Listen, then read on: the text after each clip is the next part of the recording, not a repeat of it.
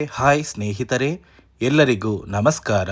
ನೋಡಿ, ಗೃಹಲಕ್ಷ್ಮಿ ಯೋಜನೆಯ ಪ್ರತಿಯೊಂದು ಫಲಾನುಭವಿಗಳಿಗೆ ಕೊನೆಗೂ ಸರ್ಕಾರದಿಂದ 3 ತಿಂಗಳ 6,000 ಹಣ ನಿಮ್ಮ ಬ್ಯಾಂಕ್ ಖಾತೆಗೆ ಜಮಾ ಆಗ್ತಾ ಇದೆ. ನಾಳೆ ಸೋಮವಾರ ಫೆಬ್ರವರಿ 10ರಿಂದ ಕರ್ನಾಟಕದ 29 ಜಿಲ್ಲೆಗಳ ಪ್ರತಿಯೊಂದು ಫಲಾನುಭವಿಗಳ ಬ್ಯಾಂಕ್ ಖಾತೆಗೆ ಸರ್ಕಾರ 6,000 ಹಣನ ಜಮಾ ಮಾಡ್ತಾ ಇದ್ದು, ಈ 6,000 ಹಣ ಸುಮಾರು 1 ಲಕ್ಷಕ್ಕಿಂತ ಅಧಿಕ ಫಲಾನುಭವಿಗಳ ಬ್ಯಾಂಕ್ ಖಾತೆಗೆ ಈ ಬಾರಿ ಸರ್ಕಾರ ಕ್ಯಾನ್ಸಲ್ ಮಾಡಿದೆ. ಹಾಗಾದರೆ ಯಾವ ಕಾರಣಕ್ಕೆ ಈ ಫಲಾನುಭವಿಗಳಿಗೆ ಹಣ ಜಮಾ ಆಗ್ತಾ ಇಲ್ಲ ಮತ್ತು ಸರ್ಕಾರದಿಂದ ಯಾವ ಜಿಲ್ಲೆಗಳಿಗೆ ಹಣ ಜಮಾ ಆಗಲಿದೆ ಅಂತ ನಾನು ನಿಮಗೆ ಈ ಒಂದು ವಿಡಿಯೋದಲ್ಲಿ ತಿಳಿಸ್ಕೊಡ್ತೀನಿ. ಅದಕ್ಕಿಂತ ಮೊದಲು ನೋಡಿ ಸ್ನೇಹಿತರೆ, ನೀವೇನಾದ್ರೂ ಇನ್ನೂ ಕೂಡ ನನ್ನ ಚಾನಲ್ನ ಸಬ್ಸ್ಕ್ರೈಬ್ ಆಗಿಲ್ಲ ಅಂದರೆ ದಯವಿಟ್ಟು ಪ್ರತಿಯೊಬ್ಬರು ಚಾನಲ್ನ ಸಬ್ಸ್ಕ್ರೈಬ್ ಮಾಡ್ಕೊಳ್ಳಿ, ಹಾಗೆ ವಿಡಿಯೋಗೆ ಒಂದು ಲೈಕ್ನ ಕೊಡಿ. ಹೌದು ವೀಕ್ಷಕರೇ, ಗೃಹಲಕ್ಷ್ಮಿ ಯೋಜನೆಯ ಸಾಕಷ್ಟು ಫಲಾನುಭವಿಗಳು ಕಳೆದ 1 ತಿಂಗಳಿಂದ 16ನೇ ಕಂತಿನ ಹಣಕ್ಕಾಗಿ ವೆಯ್ಟ್ ಮಾಡ್ತಾ ಇದ್ರಿ. ನಿಮ್ಮ ಬ್ಯಾಂಕ್ ಖಾತೆಗೆ ಕೊನೆಗೂ ಸರ್ಕಾರದಿಂದ 6,000 ಹಣನ ಜಮಾ ಮಾಡ್ತಾ ಇದೆ. ಗೃಹಲಕ್ಷ್ಮಿ ಯೋಜನೆಯಲ್ಲಿ ನಿಮ್ಮ ಬ್ಯಾಂಕ್ ಖಾತೆಗೆ ಡಿಸೆಂಬರ್ ತಿಂಗಳ ಹಣ, ಜನವರಿ ತಿಂಗಳ ಹಣ ಮತ್ತು ಫೆಬ್ರವರಿ ತಿಂಗಳ ಹಣ ಜಮಾ ಆಗಬೇಕು.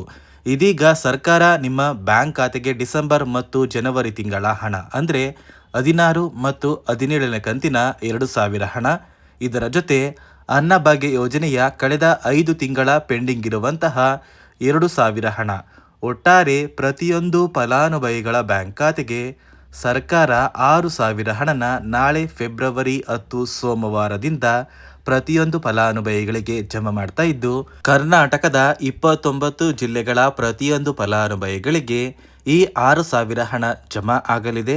ಇದರ ಜೊತೆ ಸುಮಾರು 1 ಲಕ್ಷಕ್ಕಿಂತ ಅಧಿಕ ಫಲಾನುಭವಿಗಳ ಬ್ಯಾಂಕ್ ಖಾತೆಗೆ ಈ 6,000 ಹಣನ ಸರ್ಕಾರ ಕ್ಯಾನ್ಸಲ್ ಮಾಡಿದೆ.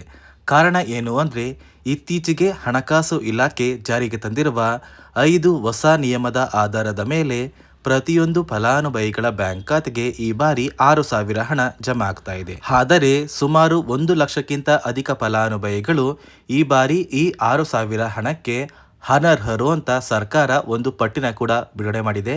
ಹಾಗಾದರೆ ಬನ್ನಿ ಆ ನಿಯಮಗಳು ಏನು ಅಂತ ಕೂಡ ತಿಳ್ಕೊಳ್ಳೋಣ. ಅದಕ್ಕಿಂತ ಮೊದಲು ನಾಳೆ ಫೆಬ್ರವರಿ 10 ಸೋಮವಾರ ಕರ್ನಾಟಕದ ಯಾವ ಜಿಲ್ಲೆಗಳ ಫಲಾನುಭವಿಗಳ ಬ್ಯಾಂಕ್ ಖಾತೆಗೆ ಸರ್ಕಾರ 6,000 ಹಣನ ಜಮಾ ಮಾಡ್ತಾ ಇದೆ ಅಂದರೆ, ಮೊದಲಿಗೆ ಬಾಗಲಕೋಟೆ, ಬೆಳಗಾವಿ, ವಿಜಯಪುರ, ಧಾರವಾಡ, ಗದಗ, ಹಾವೇರಿ, ಉತ್ತರ ಕನ್ನಡ, ಬೆಂಗಳೂರು ನಗರ, ಬೆಂಗಳೂರು ಗ್ರಾಮಾಂತರ, ರಾಮನಗರ, ಚಿಕ್ಕಬಳ್ಳಾಪುರ, ಚಿತ್ರದುರ್ಗ, ದಾವಣಗೆರೆ, ಕೋಲಾರ, ಶಿವಮೊಗ್ಗ, ತುಮಕೂರು, ಬಳ್ಳಾರಿ, ಬೀದರ್, ಕಲಬುರಗಿ, ಕೊಪ್ಪಳ, ರಾಯಚೂರು, ಯಾದಗಿರಿ, ವಿಜಯನಗರ, ಚಾಮರಾಜನಗರ, ಚಿಕ್ಕಮಗಳೂರು, ದಕ್ಷಿಣ ಕನ್ನಡ, ಹಾಸನ, ಕೊಡಗು, ಮಂಡ್ಯ, ಮೈಸೂರು ಮತ್ತು ಉಡುಪಿ ಈ 29 ಜಿಲ್ಲೆಗಳ ಪ್ರತಿಯೊಂದು ಫಲಾನುಭವಿಗಳ ಬ್ಯಾಂಕ್ ಖಾತೆಗೆ ಸರ್ಕಾರ ಗೃಹಲಕ್ಷ್ಮಿ ಯೋಜನೆಯ 16 ಮತ್ತು 17ನೇ ಕಂತಿನ 4,000 ಹಣ, ಇದರ ಜೊತೆ ಅನ್ನಭಾಗ್ಯ ಯೋಜನೆಯ 5 ಕಂತಿನ 2,000 ಹಣ, ಒಟ್ಟಾರೆ ಪ್ರತಿಯೊಂದು ಫಲಾನುಭವಿಗಳು 6,000 ಹಣನ ನಿಮ್ಮ ಬ್ಯಾಂಕ್ ಖಾತೆಗೆ ಪಡ್ಕೋತೀರಾ. ಸಾಕಷ್ಟು ಫಲಾನುಭವಿಗಳು ಕಳೆದ 1 ತಿಂಗಳಿಂದ ನಮ್ಮ ಬ್ಯಾಂಕ್ ಖಾತೆಗೆ ಯಾವುದೇ ರೀತಿಯ ಒಂದು ಹಣ ಜಮಾ ಆಗ್ತಾ ಇಲ್ಲ ಅಂತ ತುಂಬ ಜನ ಕಮೆಂಟ್ನ ಮಾಡ್ತಾ ಇದ್ರಿ.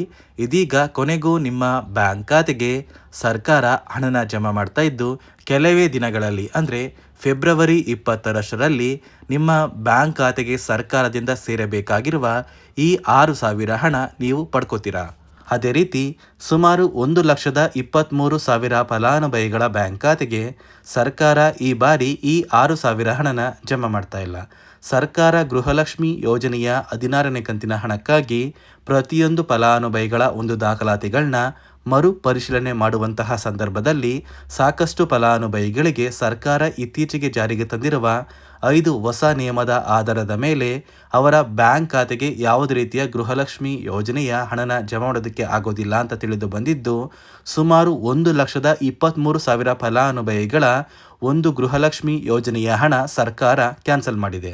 ಹಾಗಾದರೆ ಬನ್ನಿ ಸ್ನೇಹಿತರೆ, ಸರ್ಕಾರ ಜಾರಿಗೆ ತಂದಿರುವ 5 ಹೊಸ ನಿಯಮಗಳು ಏನು ಅಂತ ನಾನು ನಿಮಗೆ ತಿಳಿಸ್ಕೊಡ್ತಾ ಇದ್ದೀನಿ. ನೋಡಿ ಸ್ನೇಹಿತರೆ, ಮೊದಲನೆಯ ಒಂದು ನಿಯಮ ಬಂದು, ಗೃಹಲಕ್ಷ್ಮಿ ಯೋಜನೆಯ ಪ್ರತಿಯೊಂದು ಫಲಾನುಭವಿಗಳು ಯಾರೆಲ್ಲ ಇದ್ದೀರಾ, ನಿಮ್ಮ ಮನೆಯ ಪ್ರತಿಯೊಂದು ಸದಸ್ಯರ ಆಧಾರ್ ಕಾರ್ಡ್ನ ನಿಮ್ಮ ಬಳಿ ಇರುವಂತಹ ಒಂದು ರೇಷನ್ ಕಾರ್ಡಿಗೆ ಕಡ್ಡಾಯವಾಗಿ ಲಿಂಕ್ ಮಾಡಿಸ್ಬೇಕು. ಈ ಒಂದು ನಿಮ್ಮ ಆಧಾರ್ ಕಾರ್ಡ್ನ ಲಿಂಕ್ ಮಾಡಿಸೋದಕ್ಕೆ KYC ಅಂತ ಕರೀತಾರೆ. ಸಾಕಷ್ಟು ಫಲಾನುಭವಿಗಳ ಒಂದು ರೇಷನ್ ಕಾರ್ಡಿಗೆ KYC ಪೆಂಡಿಂಗ್ ಇದೆ. ಅದೇ ಒಂದು ಕಾರಣಕ್ಕೆ ಸರ್ಕಾರ ಈ ಬಾರಿ 5 ಹೊಸ ನಿಯಮಗಳನ್ನ ಜಾರಿಗೆ ತಂದಿದೆ. ಅದೇ ರೀತಿ ಎರಡನೆಯ ಒಂದು ನಿಯಮ ಬಂದು ಸಾಕಷ್ಟು ಫಲಾನುಭವಿಗಳ ಒಂದು ಆಧಾರ್ ಕಾರ್ಡ್ ಏನಿದೆ ಆ ಒಂದು ಆಧಾರ್ ಕಾರ್ಡ್ 15 ವರ್ಷ ಅಥವಾ 15 ವರ್ಷಕ್ಕಿಂತ ಹೆಚ್ಚು ಹಳೆಯ ಆಧಾರ್ ಕಾರ್ಡ್ ಆಗಿದೆ.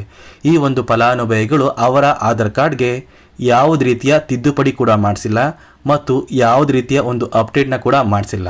ಅದೇ ಒಂದು ಕಾರಣಕ್ಕೆ ನಿಮ್ಮ ಆಧಾರ್ ಕಾರ್ಡ್ನ ನೀವು ತಿದ್ದುಪಡಿ ಮಾಡಿಸಿಲ್ಲ ಅಂದರೆ ನಿಮ್ಮ ಬ್ಯಾಂಕ್ ಖಾತೆಗೆ 2,000 ಹಣ ಜಮಾ ಆಗ್ತಾ ಇಲ್ಲ. ಮತ್ತೆ ಸ್ನೇಹಿತರೆ, ಸರ್ಕಾರ 16ನೇ ಕಂತಿನ ಹಣನ ಜಮಾ ಮಾಡುವ ಮುಂಚೆ ಪ್ರತಿಯೊಂದು ಫಲಾನುಭವಿಗಳ ಒಂದು ದಾಖಲಾತಿಗಳನ್ನ ಮರುಪರಿಶೀಲನೆ ಮಾಡಿದ್ದಾರೆ. ಈ ಒಂದು ಸಂದರ್ಭದಲ್ಲಿ ಫಲಾನುಭವಿಗಳು ಸರ್ಕಾರಕ್ಕೆ ತೆರಿಗೆನ ಕಟ್ತಾ ಇರೋದು ತಿಳಿದು ಬಂದಿದೆ. ಅದೇ ರೀತಿ 4ನೆಯ ಒಂದು ನಿಯಮ ಬಂದು ಸರ್ಕಾರದಿಂದ ಬರುವಂತಹ ಒಂದು ರೇಷನ್ನ ಕಳೆದ 3 ತಿಂಗಳಿಂದ ನೀವು ಪಡ್ಕೊಂಡಿಲ್ಲ ಅಂದರೆ ನಿಮ್ಮ ಬ್ಯಾಂಕ್ ಖಾತೆಗೆ ಗೃಹಲಕ್ಷ್ಮಿ ಯೋಜನೆಯ ಹಣ ಜಮಾ ಆಗೋದಿಲ್ಲ. ಮತ್ತು ಸ್ನೇಹಿತರೆ, 5ನೆಯ ಒಂದು ನಿಯಮ ಬಂದು ನಿಮ್ಮ ಒಂದು ವಾರ್ಷಿಕ ಆದಾಯ 7 ಲಕ್ಷಕ್ಕಿಂತ ಕಡಿಮೆ ಇರಬೇಕು. ಒಂದು ವೇಳೆ ವಾರ್ಷಿಕ ಆದಾಯ 7 ಲಕ್ಷಕ್ಕಿಂತ ಜಾಸ್ತಿ ಇದ್ದರೆ ನಿಮ್ಮ ಬ್ಯಾಂಕ್ ಖಾತೆಗೆ ಗೃಹಲಕ್ಷ್ಮಿ ಯೋಜನೆಯ ಹಣ ಬರೋದಿಲ್ಲ. ಈ 5 ನಿಯಮದ ಆಧಾರದ ಮೇಲೆ ಪ್ರತಿಯೊಂದು ಫಲಾನುಭವಿಗಳಿಗೂ ಹಣ ಜಮಾ ಆಗ್ತಾ ಇದೆ.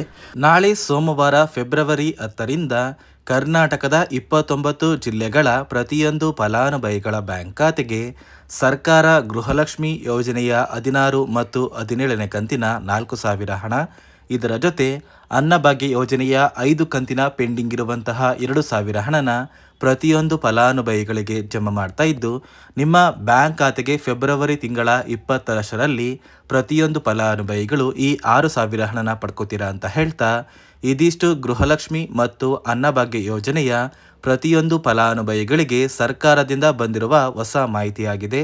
ನಾನು ಕೊಟ್ಟಿರುವಂತಹ ಮಾಹಿತಿ ನಿಮಗೆ ಇಷ್ಟ ಆಗಿದ್ರೆ ದಯವಿಟ್ಟು ಪ್ರತಿಯೊಬ್ಬರು ನನ್ನ ಚಾನಲ್ನ ಸಬ್ಸ್ಕ್ರೈಬ್ ಮಾಡ್ಕೊಳ್ಳಿ, ಹಾಗೆ ವಿಡಿಯೋಗೆ ಒಂದು ಲೈಕ್ನ ಕೊಡಿ.